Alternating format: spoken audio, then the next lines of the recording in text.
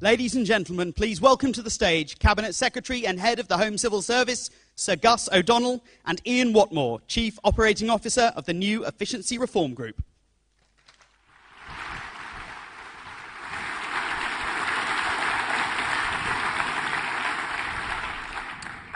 Thank you and welcome to Civil Service Live. It's a bit loud. It's great to see so many people here, and I know we're streaming this through other rooms because the session is full. I guess it's because this is the big topic. We're all talking about efficiency, and what I'd like to do is put it in context and then hand over to the person who's going to deliver it, Ian, who's a very good and old friend. The context, you will all know that we have a record peacetime deficit. We have very high debt levels. The question is really, how do we return the country to a sustainable set of public finances? The previous government had a plan to reduce the deficit by half over the next 4 years. The coalition government, and believe me, it was interesting, 5 days in May, putting together the coalition government, which is something we might come on to at some later stage, have decided to go further and faster on deficit reduction. So we will be meeting an even bigger challenge over the next 4 to 5 years. How are we going to do it? Well, a mixture of increasing taxes, looking at our welfare budget, and reducing departmental budgets. You will have seen the big budget launched by the Chancellor, which has announced the tax measures. It also announced some welfare changes, which you will have seen. And the next stage is the spending review, which will be finished by a date that's now been announced in October. So we are getting together with departments, and there's also looking at the welfare budget again. There will be cuts in departmental spending.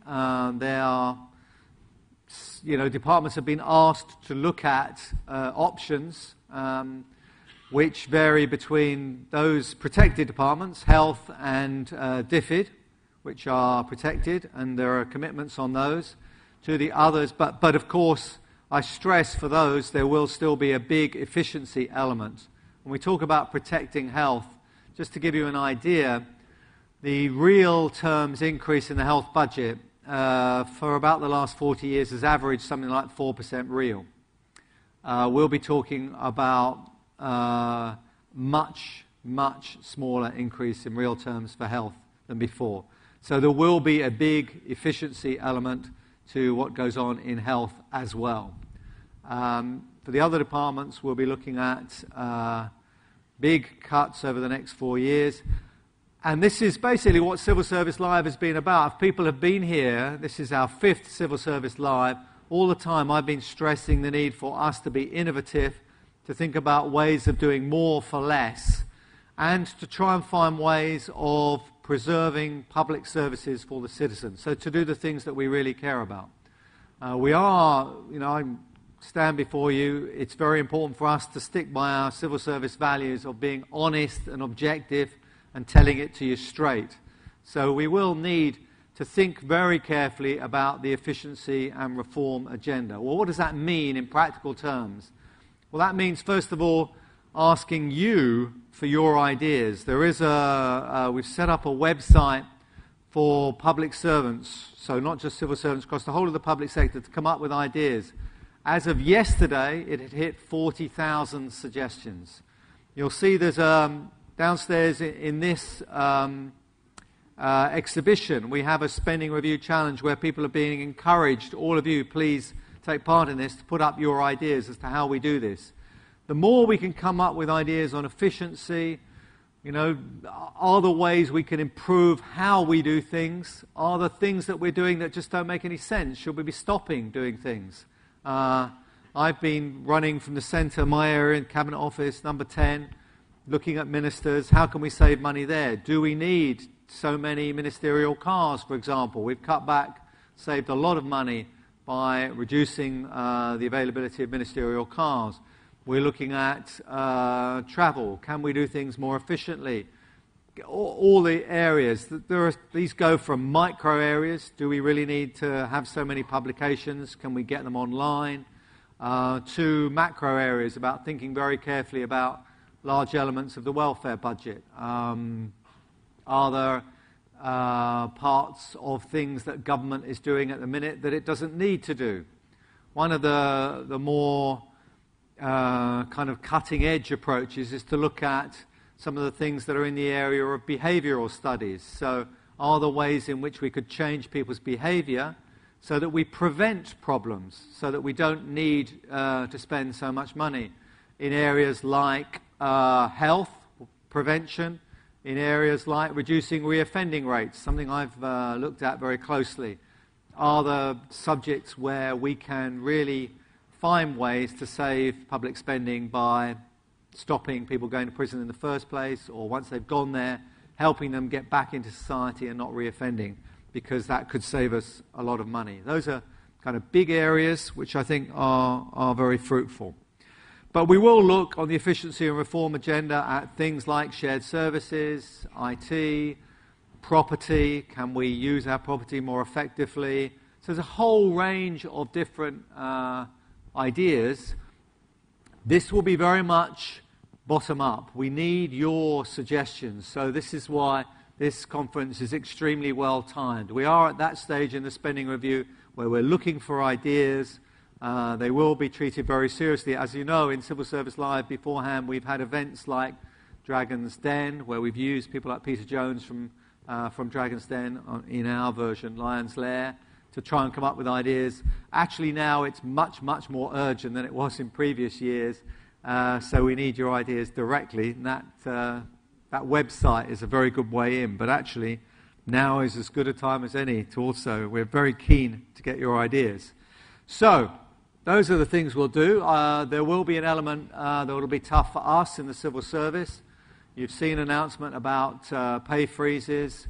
We are looking at pension costs, compensation, redundancy payments costs, all of those sorts of things. Again, very important we're honest about these things. I've made the point that there is a trade-off between pay and jobs. If we're clear about there being reductions, actually what I want to do is minimize job losses through this period. So that's important, and there are ways we can do that. All of this will be overseen, the efficiency agenda at the top level, by the Efficiency and Reform Group based in the Cabinet Office, working very closely with the Treasury, and Francis Maude as the Minister in the Cabinet Office, working very closely with Treasury Ministers, in particular Danny Alexander, the Chief Secretary in the Treasury, who I came across a number of times during the coalition talks.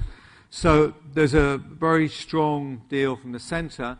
The Efficiency and Reform Group, we really needed someone to run this who understands private sector methods of getting efficiency savings and doing it in the best possible way.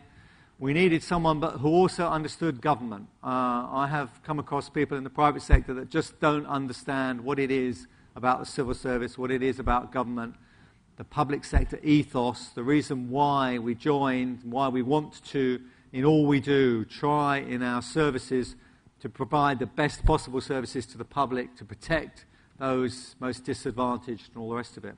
So that is why I'm really pleased that we've got, as our new head of the Efficiency and Reform Group, someone who's succeeded very dramatically in the private sector, who has actually worked in government as CIO for us, and has run a department, and has had a spell in the private sector again with Football Association, and that is Ian Watmore. And I will now pass over to Ian. He might explain to you precisely why he made that move from the private sector in the first place to the public sector, then out, but also his approach to tackling these efficiency challenges. Ian will speak for a while, and then we'll open it up to you. Very happy to take questions on all subjects, apart from why England didn't do quite so well. Thank you. Ian, over to you. Thank you.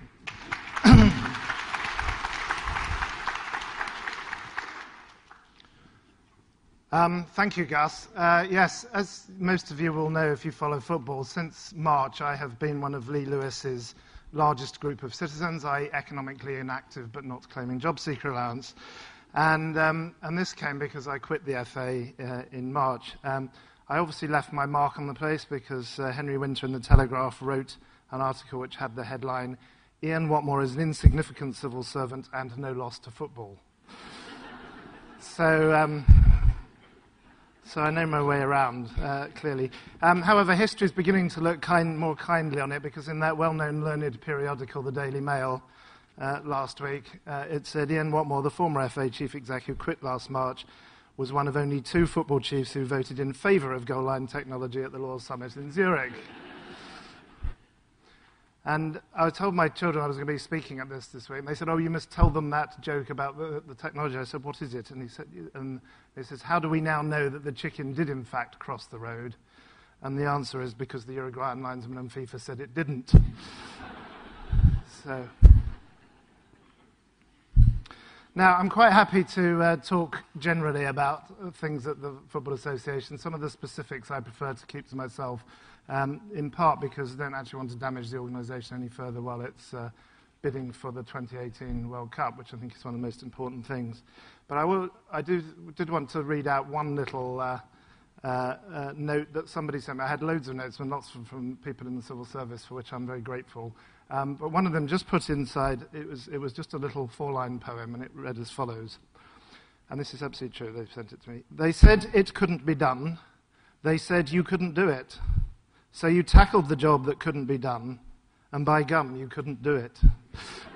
Which I thought summed it up, really, for me. So, however, the reason I went to the Football Association was because in my mind it's very much like the Ministry of Football. It has aspects of private sectordom. It doesn't have a treasury to raise money. It raises its own funds.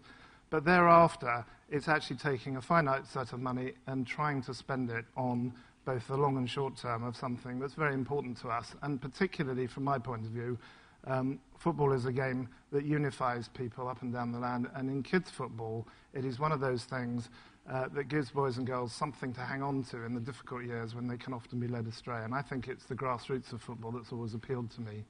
And it was the grassroots of football, I think, is in quite good hands. It's just other parts that I have my problems with.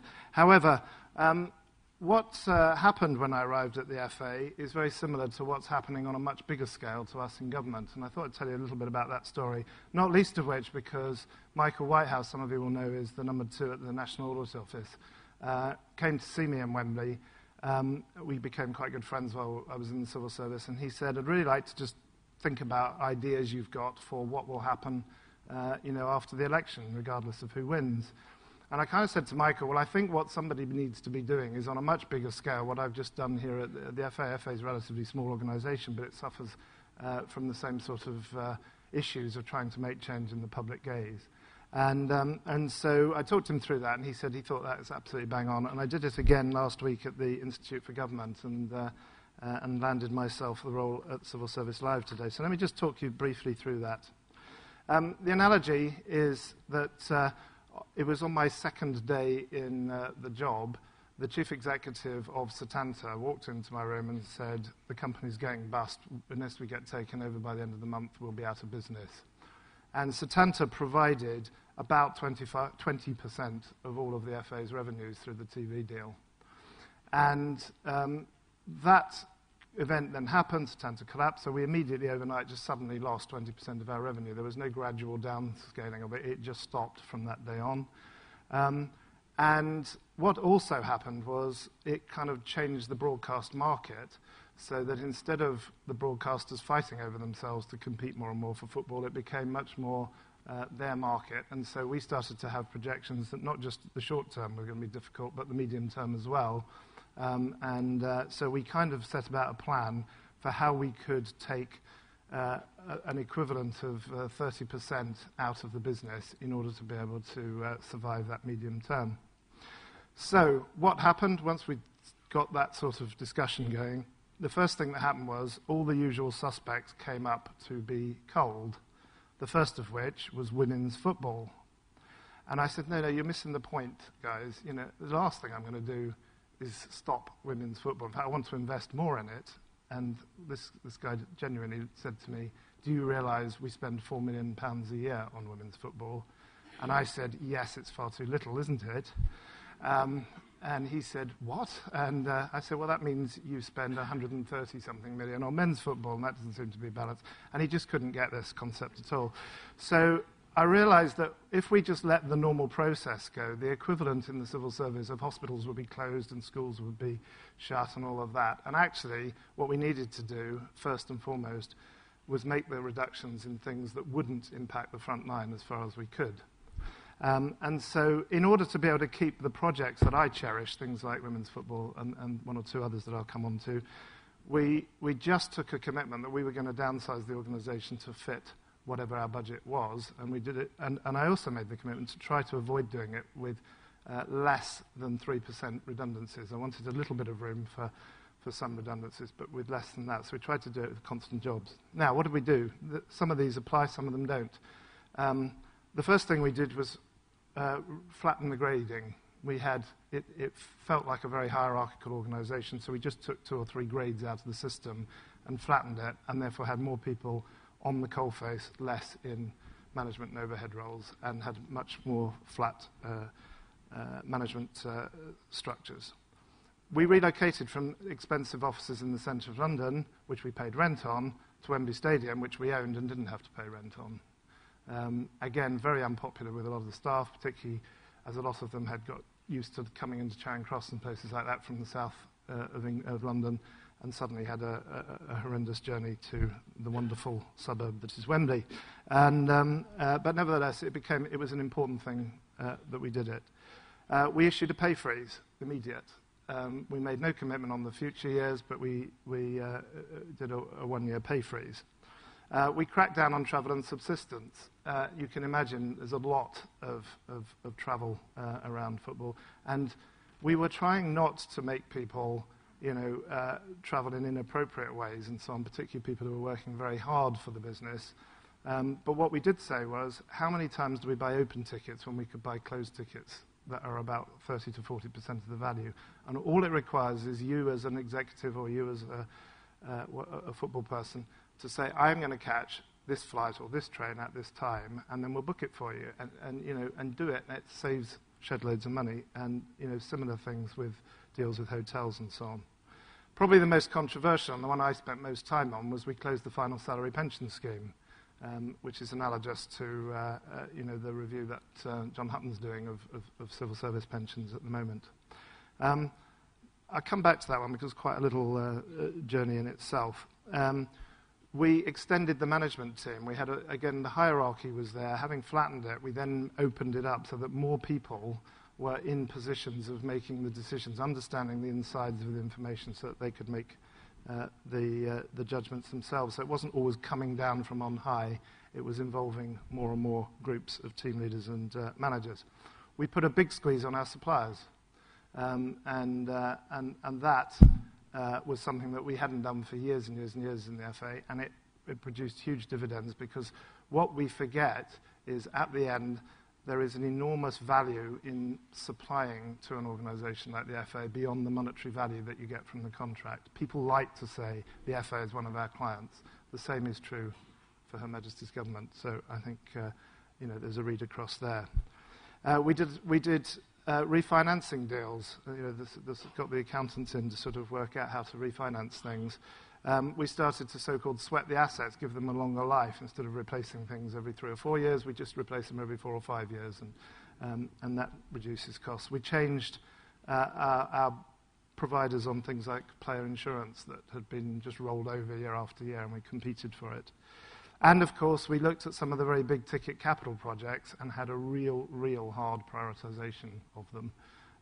And all of that took something like 75% of what we needed out of the first round of cuts. But we also wanted to increase the revenue base, the analogy of raising taxes and finding new ways of taxes. Again, we thought there was a limit to how much we would be able to do that in the short term, and so we didn't just rely upon the whole of the reduction coming from a raising revenue base.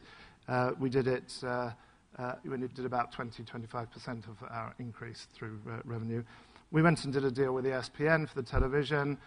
We opened up our sponsorship contracts and got people like Mars on board. We started to sell new tickets, the marginal few tickets that were unsold at Club Wembley. Got a very big campaign on that, and so on and so forth. So in the end, probably of the big revenue loss that we suffered first from Setanta and then in our minds from the next round of TV deals, we'd closed much of the gap with the cost cuts. We'd closed the rest of the gap with the revenue. And then we said, but this is no good. We're not here to just cut costs and survive. We've actually got to be investing in the future of the national game. And we got people together and really tried to prioritize what were the big things that we needed to do. And we basically came up with 4. And this was out of a much longer list. And I think this analogizes to what government's trying to do to work out which of the few things it really wants to do.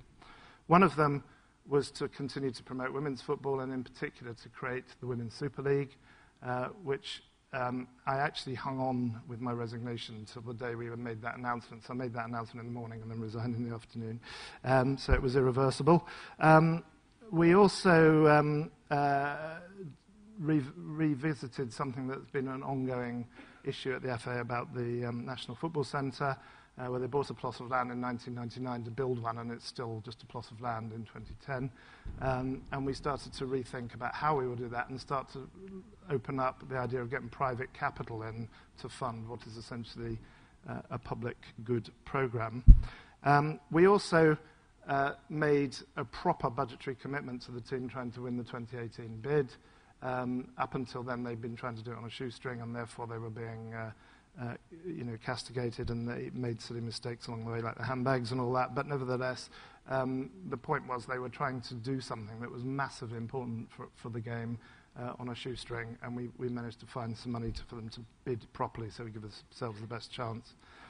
And finally, we said we need an alternative source of revenue for the future. We need to start new ways. We're not going to get our money through the traditional TV contracts.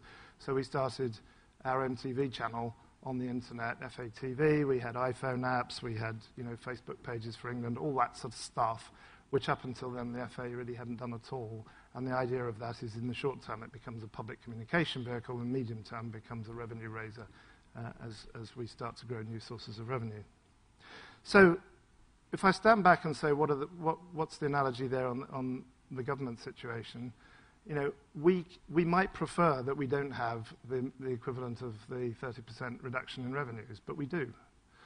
As Francis Maude said yesterday, for every £4 the government is spending, it's getting £3 in income, and eventually you go bust if you don't correct that.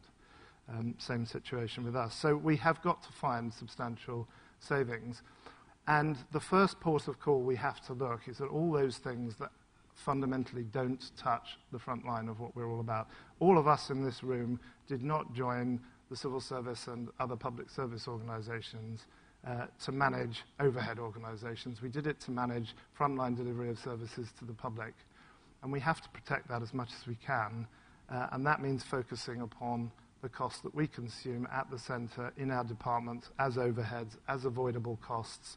And that is a list of all the things that are there will apply to government. We've already seen the pay freeze, the pension review is coming, etc., etc., etc. And I think all of that just reads across on a big scale. The second thing we in government, or the politicians in government, have tried to do is find sustainable ways of raising revenue in the Act, which they've done through the recent budget. But again, if I've got the numbers right, they're only raising 20% of the gap through taxes. The other 80% is coming through cost reduction. And the third thing we've got to do is to continue to find those things that are really important to us in the medium term, that are the things that we most cherish. And we mustn't try and do everything, boil the ocean type stuff. We've got to concentrate on a few key things that really matter. Ultimately, that's for the politicians to decide. But this is where I think the reform part of the agenda begins to kick in, is how do we do things differently in the future, and are there different things that we want to do in the future? And the politicians, with their big society umbrella, are beginning to think the political thoughts. It's then up to us to put that into execution in the future. And the last message I'll give is that we managed all this, and much of what I've talked about isn't the stuff you've read about in the press. You'll have read all sorts of stuff about, Wembley's pitch in England and Capello and all that. But this sort of stuff, if it came out at all, it came out as a good thing and as a sign of it being done well. And part of the reason for that is we did our equivalent of what the Prime Minister's calling all in it together. I probably spent most of the period between June and December in groups of meetings with staff, with suppliers, and I don't mean with just the managers that report to me, I mean everybody in small groups, just kind of showing them the scale of the problem and asking them for their ideas and what they would do about it. Now, I can do that one-to-one in a small organisation like the FA, but we need to find the big ways of doing that so that people, A, understand the problem, B, are part of the answer and C, are contributing to that answer. So if I come back to the pension scheme as a good one, the first time we talked about closing the pension scheme, it got very aggressive and nasty, and, they're not a unionised bunch, but the equivalent of the unions came out and it was going to be quite ugly. And I think the mistake we made was not laying the groundwork for it in the sense of really explaining to people. I think we thought they all understood we were in financial straits, but actually it's quite surprising how many people can operate in a world like that without realising that it actually affects them. So we just spent a long time laying out the numbers, showing them the financial forecast, showing them what could be done, where we were taking hits in places that didn't affect them, and that the alternative to doing this was essentially that probably 100 of their colleagues were going to be made redundant. And over the period of time, they turned from being, quotes, militant against us to being unhappy that it was happening, to being, well, we mustn't let our colleagues lose their jobs for it. And then the last part of it came when they started to offer solutions as to how we could still have an affordable scheme, but how they as individuals could have the difficulty of closing the scheme mitigated for them. And particularly for the older employee who was very near retirement's okay, but the one that's 10 to 15 years from retirement are the people in these pension schemes that get most impacted. We worked out schemes for how to help them most of all, and it was their suggestions from the floor that in the end we ended up implementing, and I think that's a lesson we can all take forward. I think it's important that at the centre you sow a steel of purpose. In other words, you don't waver on what you're going to do, so that people move from I don't want to do it at all to now what's the least bad way in their minds of doing it. But then it is about finding genuine ways of inviting solutions. I think it requires regular, open, repeated and personal communications, which is why if anybody ever challenges why a conference like this is so important, I would come back to them and say, you cannot make change of this scale happen in an organisation unless you're communicating face-to-face with the people who are really involved as managers and as participants. And finally, I think the thing that we did possibly best of all was we did it quickly. What's the old Macbeth saying? If it were done when 'tis done, then 'twere well it were done quickly. And, dragging these things out doesn't help anybody. And it's better to use one of Goethe's 4 Ps, act with pace. And then the workforce, in my experience, go with it. They may hate it, they may accept it, they may even like some aspects of it, but they move on from it and they get back to what it is they really joined to do. Which in the FA's case is to help the grassroots of football grow so that we have a long-term sustainable game, and in our case is to make sure that the policies and the public services that all our citizens rely on are important to them, can help them through the national transition that we're going through at the moment. So that's what I'm coming to do for real in the big scheme of things back in the civil service. We could talk more on that, but this is the flavour is the same stuff. You've heard it from the minister. You'll hear it from other ministers about what they're trying to do. Our job, I think, in the Efficiency and Reform Group is to try and coordinate all of this, and possibly the first job is to make ourselves efficient and reformed, and it needs to be a do-as-we-do sort of culture, not a do-as-we-say sort of culture. So we'll be coming back onto that and happy to answer any questions. I think finally, on a personal reflection, I'm often asked, did I regret going to do the FA job? And I don't, because for 2 reasons. One is I tried it and I realise though I won't tell you all of it, why it's impossible to do in the current structure. But I also enjoyed it because I met some fabulous people there, people who every bit as passionate about what they do as the people I met in the civil service. But I did miss the civil service on a personal level. I've never enjoyed myself as much as the time, the 5 years I worked there. It happens to be a period when we have massive issues to sort through together. And really, I couldn't be more happy at rejoining the civil service and playing some part in delivering that challenge. So with that, I'll shut up now, let you reflect on what's been said, ask any questions. You can ask us anything you like. If I can't answer it about the football, I won't. But if I can, I will. But also what the read across means for us in the civil service and the public services. Thank you very much. Thank you.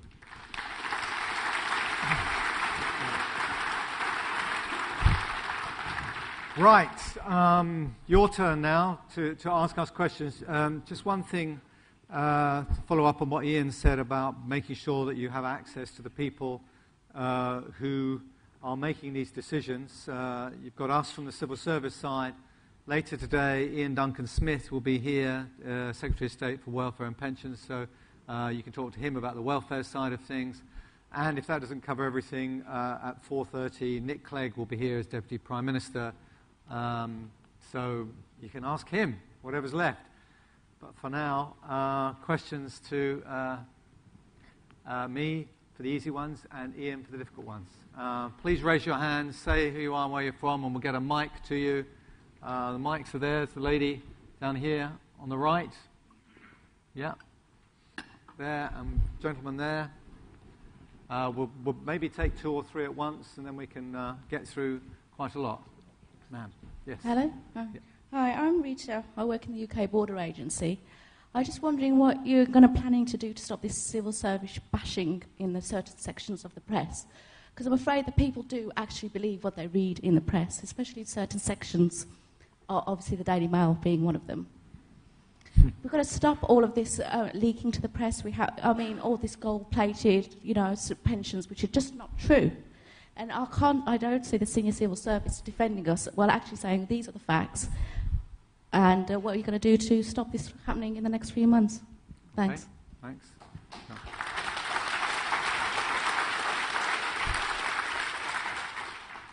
My name's Phil Broadhurst. I'm with Revenue and Customs.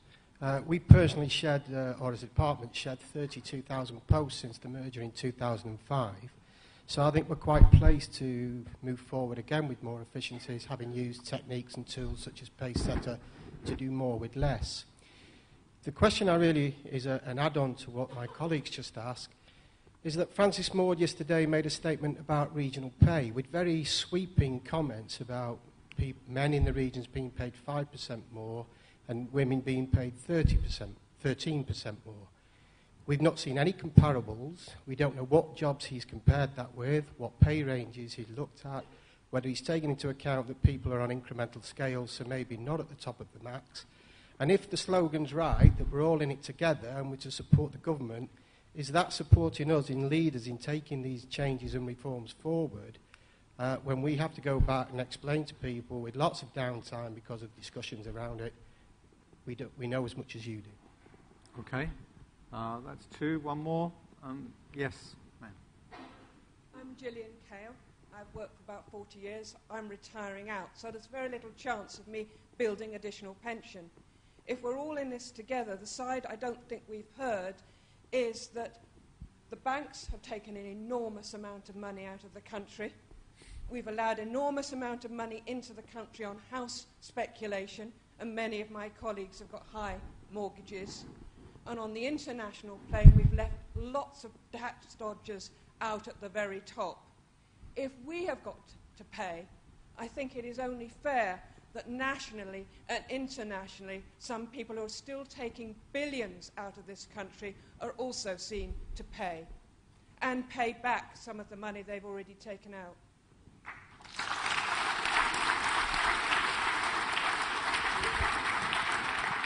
Okay. Let me start off, and then I'll hand over to Ian. Your first question, very rightly, about the press. Why aren't we defending the civil service more? I spend a lot of my time doing this. I try and get out there and do interviews and the like.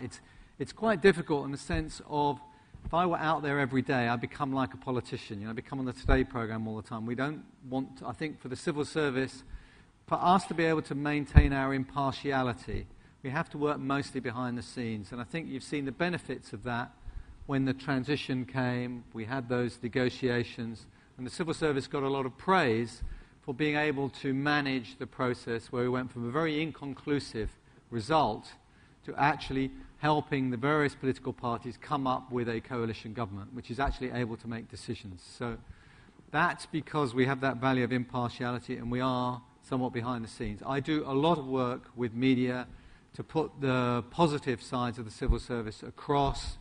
The Daily Mail, curiously enough, is not interested in an article with me about the good news. We put the good news out every single chance we get. Curiously enough, it doesn't make it through. These newspapers have an agenda, they've made their minds up, and we try very hard. And there are lots and lots of positive things. All I would say is, yes, people do tend to believe what they read in the newspapers, brackets, why? But there we are. And please, if we're in this audience, let's not fall for that. We know they're not right. And let's extrapolate it to the other areas. Don't just read one page and say, well, I know a lot about this, it's wrong. And then read something else and say, oh, do you know what's happening there? Because it's about as accurate there as it is in the other one. And I know, because I was a press secretary for a long time. So please take it all with a pinch of salt.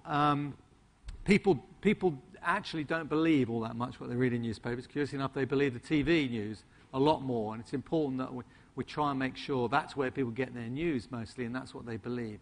So it is important that we try and get the positives across there. It is still true that the civil service is an enormously popular place for people to come and work. If you look at university graduates, where do they want to go? Of the Times Top 100, I think we've been in the top 5 for the last 3 or 4 years. People really value the civil service. Our reputation, when you ask people, who do you trust to tell the truth?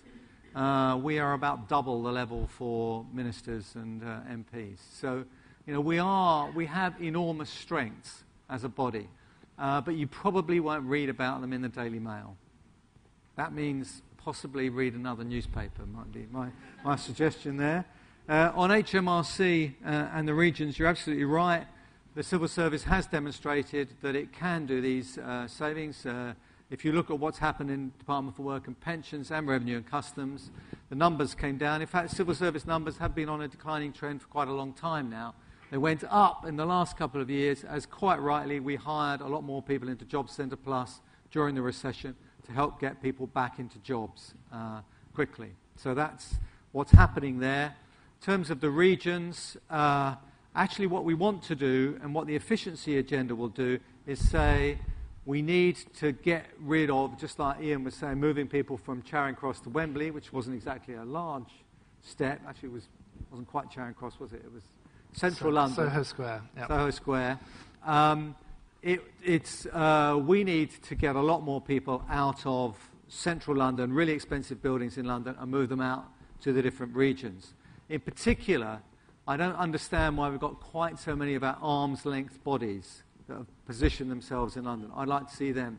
These would mean interesting, serious, good policy jobs moving out to the regions. The question about regional pay is one that the current government is thinking about, and there is a question, you rightly say, we need to actually explore the evidence and analyse precisely what the different regional pay situations are. It is, as you say, rather more complex. There are different pay rates around different parts of the country, and really our job should be now, working with our minister in the Cabinet Office, is to give him lots of evidence to actually analyse the facts. As you say, it's quite complex. You need to allow for things like progression. But it is certainly true that when you look in some of the regions, one of the reasons why people are upset about jobs going in the region is they can't get as good jobs outside the public sector in those regions. And that does suggest that we are a good employer in those regions. And so that's a challenge for us. The third point, we're all in this together. What about the banks? They caused it all. Why don't we get some money out of them? Well, the plan is to do that. There was a bank bonus tax which has raised billions of pounds. The budget announced that there will be a bank levy, so we will get a lot more of those back. One of the good things is we actually do own some banks now, like Royal Bank of Scotland. We, the taxpayer, and the profits they're getting come back into the Exchequer through our shareholding. But it is certainly true that we need to kind of look at all aspects of society. Hence, at the budget, there were measures which tax across all of us. The measure by the previous government to increase the top tax rate to 50% means that those with higher incomes will be paying more, and there have been various changes to welfare and the like. So, yes, there will be areas. You mentioned tax dodgers. I think that's very important. Pass that on to Revenue and Customs. It's absolutely crucial that we do get all of the tax that should be paid by those higher rate payers into this country. That's why Revenue and Customs are always looking very closely at ways in which we can close down loopholes, where we can find ways to get in the revenue that we should get in given our tax rates. So those, I think, are perfectly reasonable points that you've all put. Ian, anything you want to... Yeah, well, just a couple of observations. One is from the regional side. I live just south of Manchester, and in my last role we were trying to do something about linking up all the different bits of the civil service in the northwest region. I don't know how that's progressed in the last year or so, but that seems to me to be a really important part of the agenda, is to get stronger links across the agencies in the region so that people who have job options across without moving to a different part of the country. I think that's a big part of it. I think the reputation one is pivotal. I have never,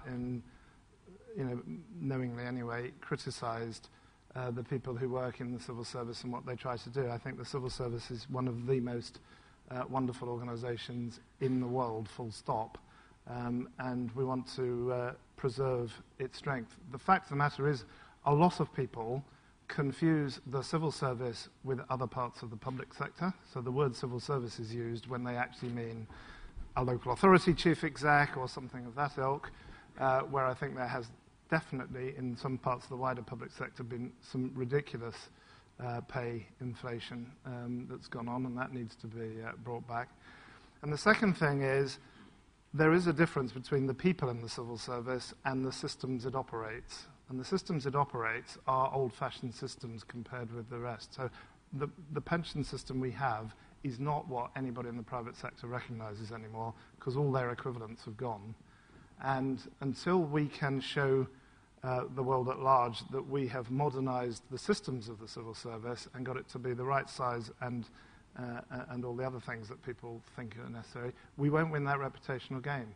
We will, when we've done that, because of the work that everybody does up and down the land every day. And that, I think, is where we sell the story.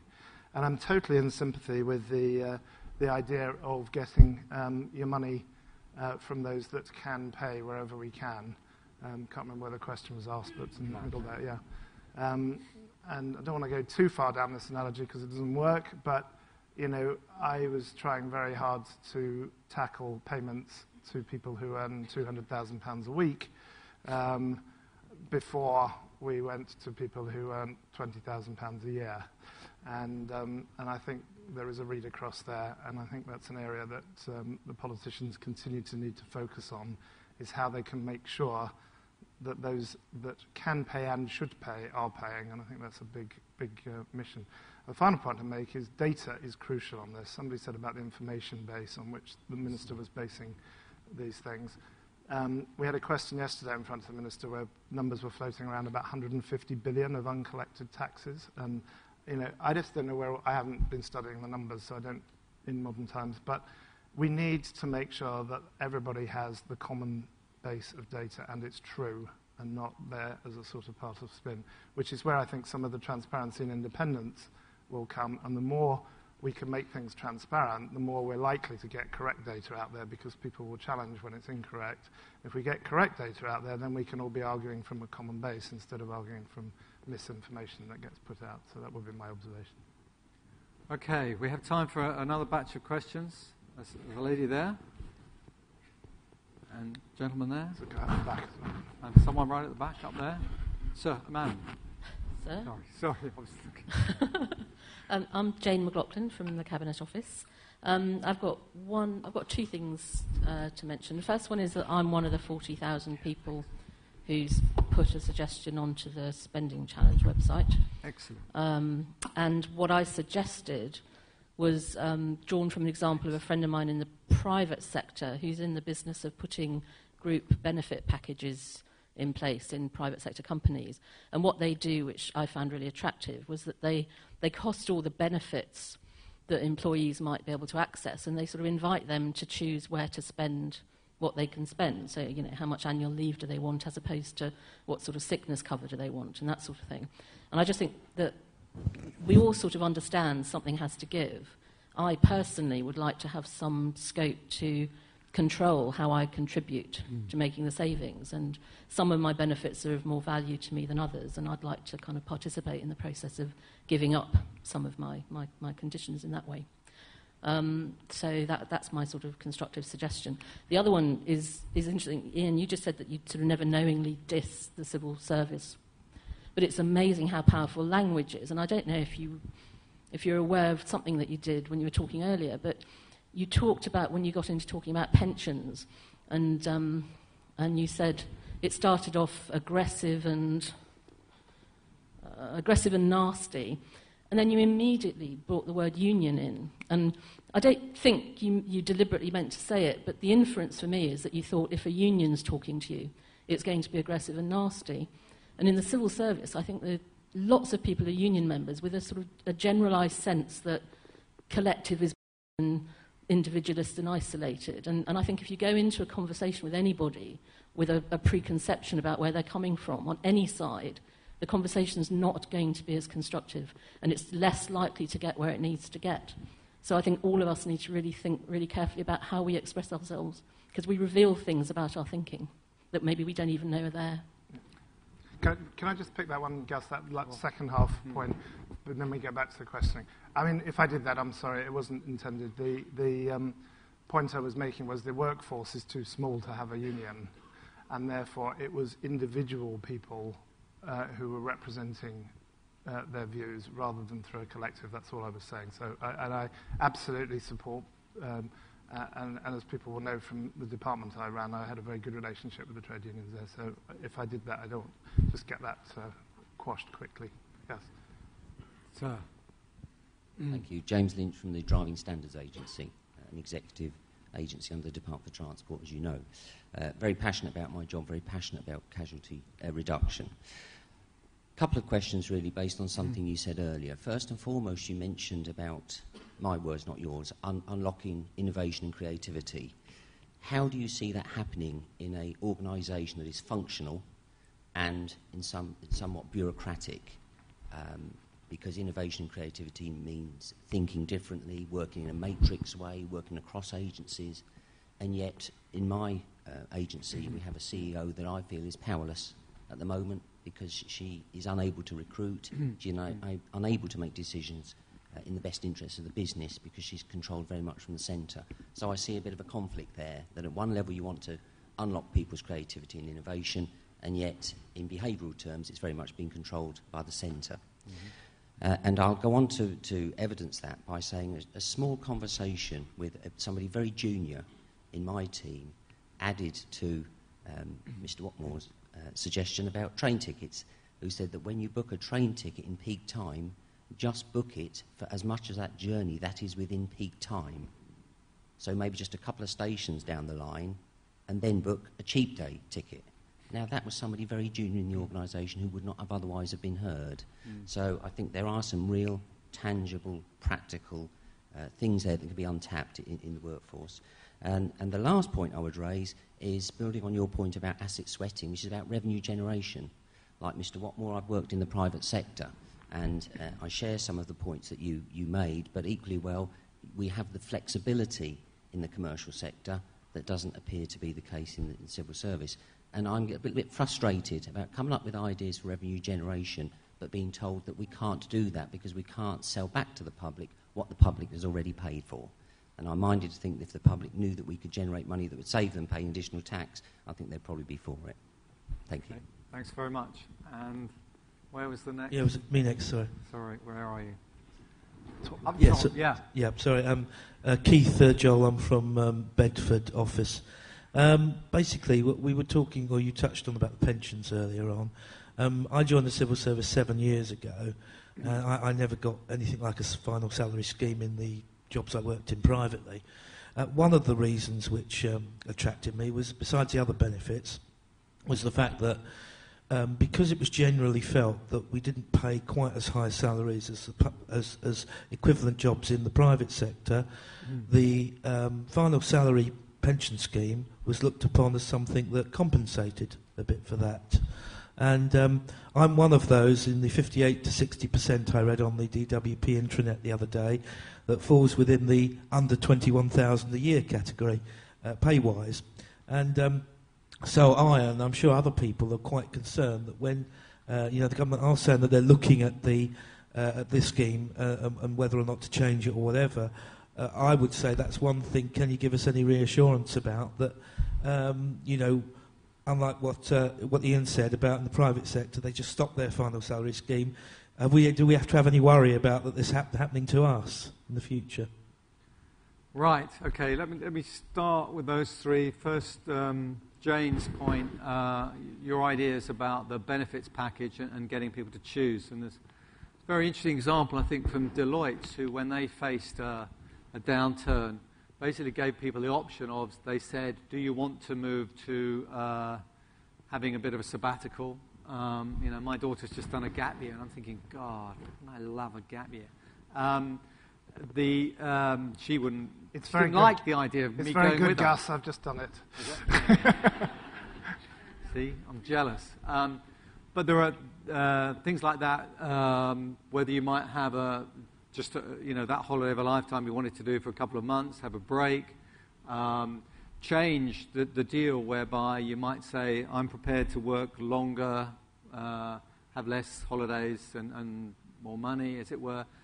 I think we do need to explore those sorts of things. And I think within a world where we're trying to save money overall, if there are actually things we could sort out in terms of that package, I think that's a very good idea. And trying to build in some flexibility and start to say to people, right, here's an offering. And the more we can kind of make this an option so that we meet people's needs and match their needs for what they need in terms of job and benefits and time with what they'd like to do, because I'm sure there's a lot of people who might want to have slightly less working hours and rearrange it. So I think we should try to maximise that flexibility. I think that's a very good idea.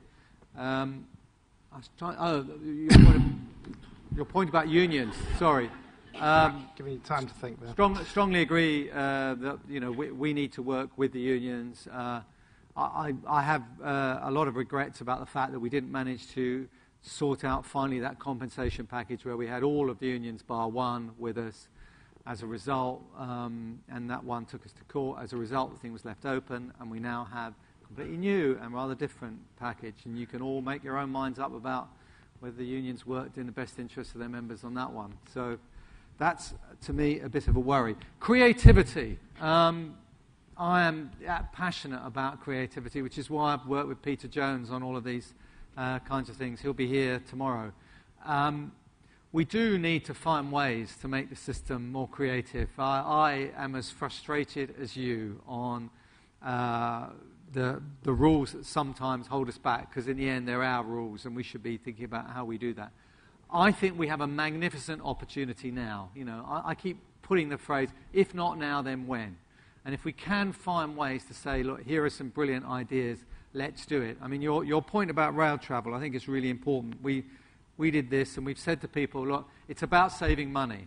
And the media kind of do it, no one's going to travel first class or whatever anymore. Actually, as Ian said, you can get a first class ticket, if you book it ahead 3 months and you stick to off-peak times, it will be lower than if you buy a second-class ticket the day before.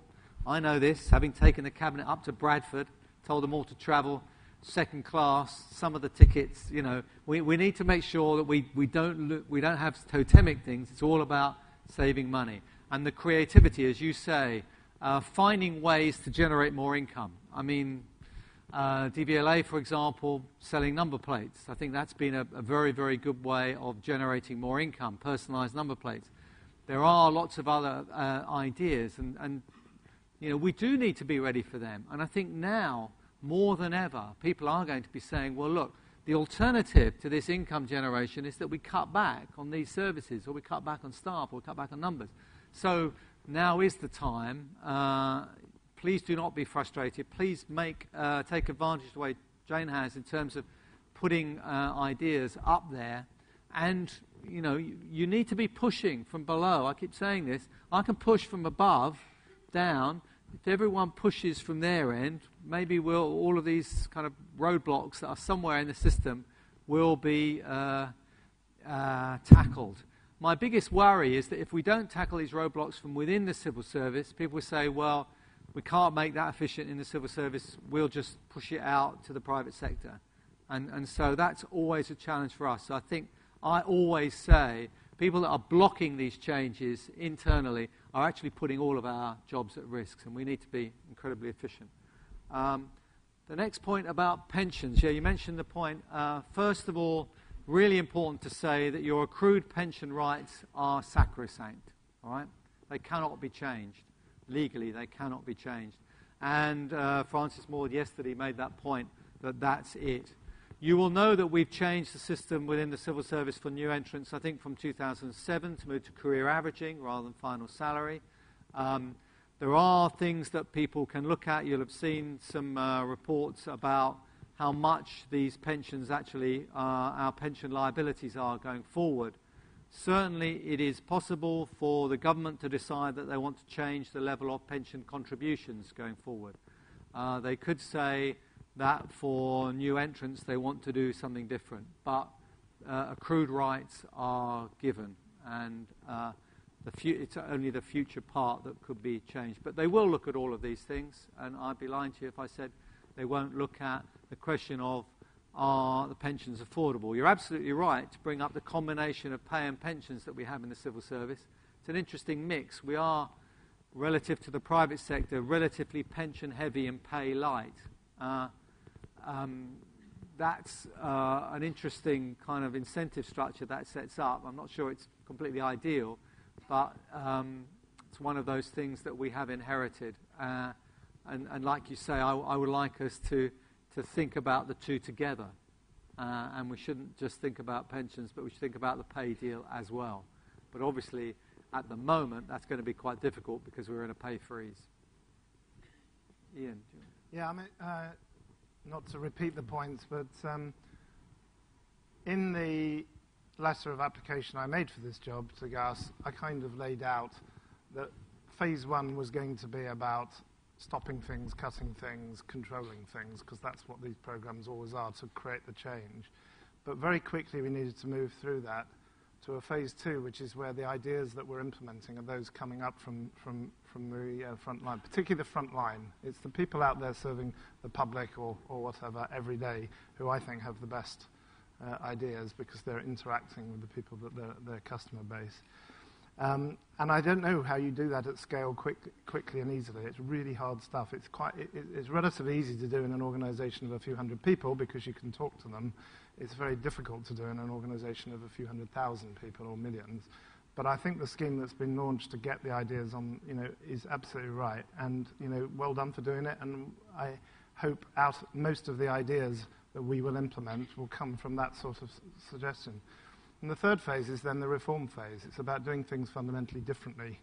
And I think that's where the innovation and the creativity really needs to start flowing. How can we get ourselves out of the current paradigm and into something and doing it differently? I know the ideas about mutuals and co-ops are coming out as a different way of delivering public services, but there's a whole plethora of those ideas. that we probably need to flow in. Otherwise, it's going to be, a sterile debate between is it public, is it private, and I think we need to get the innovation into the way in which we deliver things. My last job was in civil service, was in the Department of Innovation. We looked at this both for the society and for our own department. And it genuinely took about a year to get things going. It's that kind of pace. But once we did, we found people in the department, and I don't know if there are any of them in this room here, but we're coming up with genuine ideas all the time about how we change things.